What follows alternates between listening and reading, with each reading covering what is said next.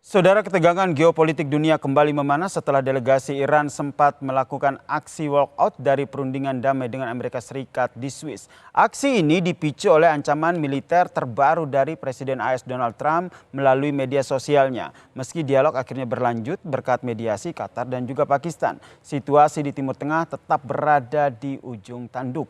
Kita bahas bersama dengan sejumlah narasumber yang telah bergabung di Kompas Petang. Ada pakar PPAU, alumni US Air War College, Mars Mateni Agung Sasongkojati, dan juga Evata Filomeno Duarte, dosen ilmu politik dari Udayana. Selamat petang semuanya. Petang. Saya ke Mas Agung Sasongko dulu nih, melihatnya bagaimana nih? Karena kalau kita lihat aksi walkout dari Iran di Swiss ini setelah adanya ancaman media sosial dari Trump. Apakah ini murni taktik diplomasi, gertakan, atau sebuah sinyal kesiapan tempur dari Iran? Begini, begini. Di dalam MOU disebutkan juga bahwa kedua pihak berhenti untuk saling mengancam, saling menyerang secara fisik ya dengan senjata, dan juga saling mengancam dengan iktikat baik akan mulai berunding, kan seperti itu. Tapi ini baru mulai berunding. Di sisi lain itu juga ada kesepakatan bahwa di pasal 1 malah dalam MOU itu bahwa untuk menjaga agar perdamaian juga di Lebanon dan semua tindakan di sana juga dihentikan karena itu bagian daripada perdamaian. Namun itu tetap saja Israel menyerang sasaran-sasaran, dan bahkan sasaran itu bukan sasaran militer saja tapi menyerang sasaran sipil dengan tujuan jelas, yaitu untuk menghancurkan rumah-rumah, menghancurkan ini, jadi mencari kehidupan sehingga tidak bisa digunakan dan disuruh pergi orangnya. Itu juga disampaikan oleh Ben Gvir ya, Menteri Keamanan Nasionalnya itu. Jadi memang punya secara memang, dan itu membuat Iran melakukan tindakan, dia menutup dari Hormuz, menyatakan menutup Hormuz. Nah, Trump ini yang memang sudah panik dan kesel serta takut karena masalah, ternyata dia baru tahu kalau ternyata persediaan cadangan minyak Amerika yang digunakan selama ini itu sudah tinggal hanya beberapa minggu saja. Dan itu juga yang kedua juga dia berharap agar segera minyak keluar, mengalir minyaknya Iran, minyak siapapun keluar untuk segera menurunkan harga minyak, ya jadi marah. Dan dia mengancam bahwa akan menyerang dan akan, kamu juga nggak selamat kalau pulang. Wah, itu ancamannya udah ancaman pribadi gitu kan. Ya sebagai negara yang bermartabat tentu saja keberatan Iran untuk tetap ada di ruangan itu dan dia keluar namun tidak pergi.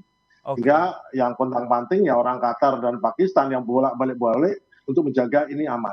Namun ini bukan gertakan saja, karena pada saat yang sama itu diketahui juga bahwa seketika mereka pergi itu seketika juga rudal-rudal pesisir di sepanjang selatan daripada pantainya di Teluk Persia dan rudal-rudal lainnya yang juga berada di Isfahan dan lain-lain itu juga disiapkan, beberapa sudah dikeluarkan. Artinya memang Iran menggunakan titik asimetris. Jadi begini, mereka tidak saja siap, mereka menunjukkan saya juga siap. Kamu ngancam saya gitu, meskipun dia nggak anggap remeh ancamannya.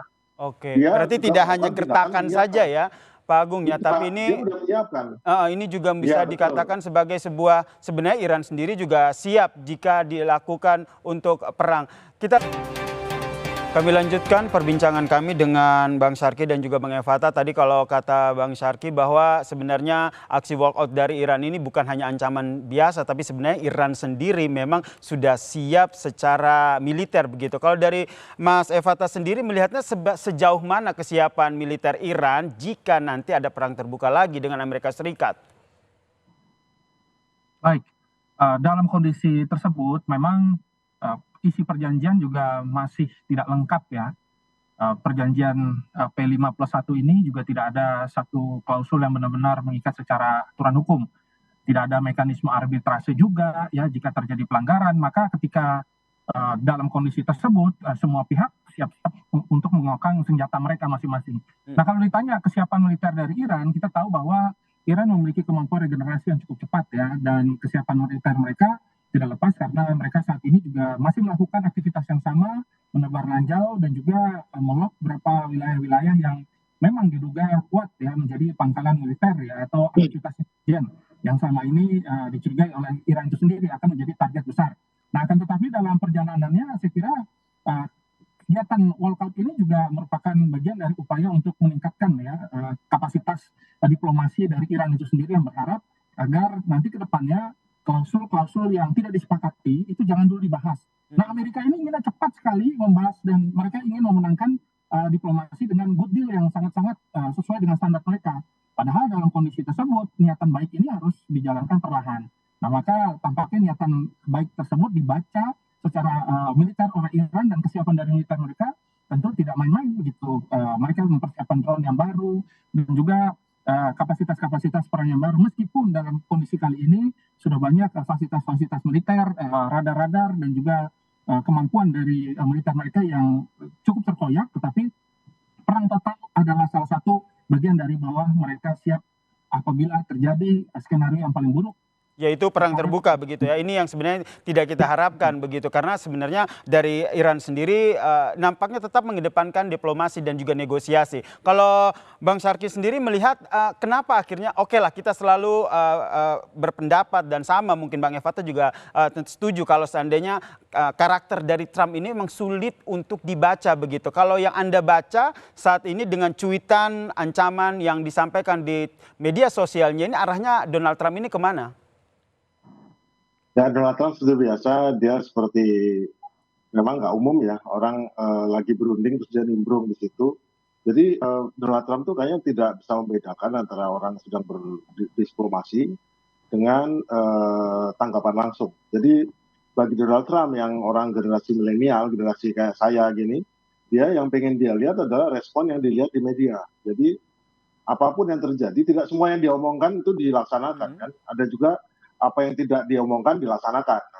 Tapi yang jelas dia tidak mungkin melaksanakan serangan atau apapun itu karena memang sekarang Iran sudah siap.